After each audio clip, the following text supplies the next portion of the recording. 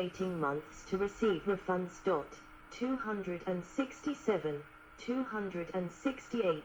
In March 2021, Tesla double-charged some customers for new cars, winking sad smiley. 269. About a week after significant public outcry, Tesla apologized and the customers received refunds.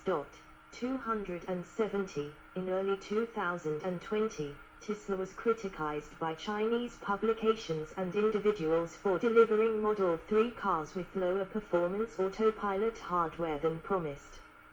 Specifically, Tesla's hardware version 3.0 for autopilot had been cited as being included when buyers bought the vehicles, but upon closer examination the new owners said the cars featured only version 2.5 of the hardware. 271. In July 2023, Reuters reported that Tesla had created a special diversion team in 2022 to cancel service appointments related to driving range issues. Approximately 10 years prior, the Tesla in-car range estimation algorithm was adjusted to provide an optimistic forecast when the battery state of charge was greater than 50%, switching to a more realistic forecast below 50%, and included an additional safe tie buffer range of approximately 15 mi, 24 kilometers, when the state of charge was 0%. 272. Recurrent Auto, a third-party battery monitoring company, 273, noted the average Tesla Model Y in-car estimated range remained at approximately 90% of EPA estimate regardless of ambient temperature, while real-world measured range was 45 to 60% of the EPA estimate. 274. In a test published by SAE International in April 2023, 3 Tesla models averaged 26% lower range than advertised. 272, 275. Diversion team members were told to run remote diagnostics on owner vehicles, provide driving tips to maximize range, and explain range values were estimates, not measurements. 272. In early August, several Tesla owners filed suit over the alleged range inflation. 276. Relations with the government of China. Tesla has received special treatment and strong government support in China, gaining perks such as tax breaks, cheap financing, the ability to wholly own its Chinese operations, and assistance in building its Shanghai factory, Jiga Shanghai, at breakneck speed. 277. During the COVID-19 pandemic, according to Bloomberg, one Tesla executive said, Tesla didn't just have a green light from the government to get back to work, it had a flashing sirens police escort. 277. Musk has frequently praised China, a controversial stance due to deteriorating U.S.-Chinese relations, China's ongoing persecution of Uyghurs, and alleged human rights abuses in Hong Kong. 278. James McGregor, chairman for Greater China at APCO Worldwide, said that foreign companies in China under Chinese Communist Party General Secretary Xi Jinping need to be aware that the ultimate plan is for all advanced technologies to be Chinese. 278. McGregor added, I hope that Elon is going in there with both eyes open. 278. In August 2020, congressional negotiators, led by then U.S. Senator Cory Gardner, highlighted Tesla's ties to China as a potential national security risk for the United States. 279, 280. In July 2021, Bloomberg Businessweek reported on Tesla's fall from grace in China due to data collection and safety issues. Tesla reportedly asked the Chinese government to censor criticism of Tesla on social media. 281. In January 2022, the Council on American Islamic Relations, Senator Marco Rubio, and others urged Tesla to close its showroom in Urumqi, Xinjiang. Due to the ongoing Uyghur genocide in the Xinjiang region. 282, 283, working conditions. In 2017, The Guardian published a story about working conditions at Tisla Fremont, in which former and current Tisla employees publicly expressed concerns about worker treatment. 284, 285. Between 2014 and 2017, ambulances went to Tisla Fremont over 100 times to provide emergency services to workers exhibiting symptoms including fainting, dizziness, abnormal breathing and chest pains resulting from physically demanding tasks associated with their positions. 284. At the end of that period, Tisla Fremont employed over 10,000 workers. 284. Underreported total recordable incident rate. Tisla has acknowledged that its total recordable incident rate, TRI, a measure of employee safety, 286, exceeded the industry average between 2013 and 2016.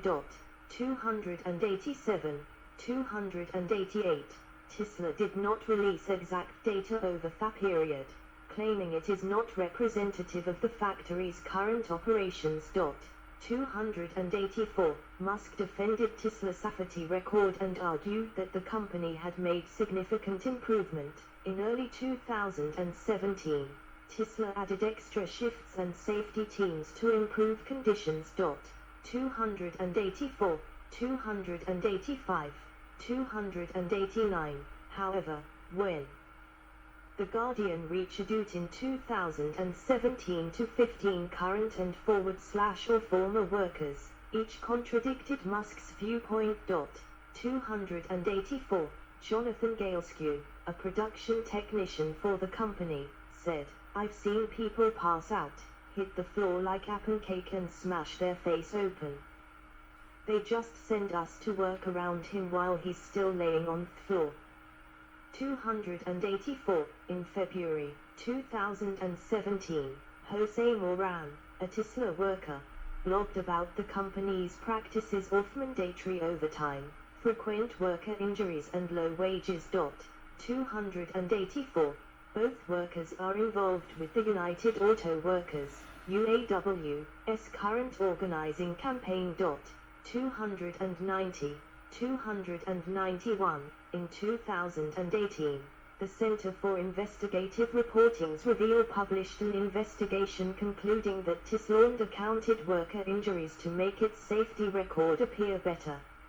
It included findings such as factory floor not having clearly marked pedestrian lanes and instead having lanes painted different shades of gray because Elon Musk does not like the color yellow.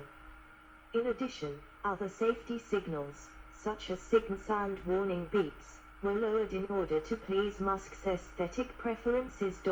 292. Susan Rigmaiden, former environmental compliance manager, commented, "If someone said, Elon doesn't like something, you were concerned because you could lose your job."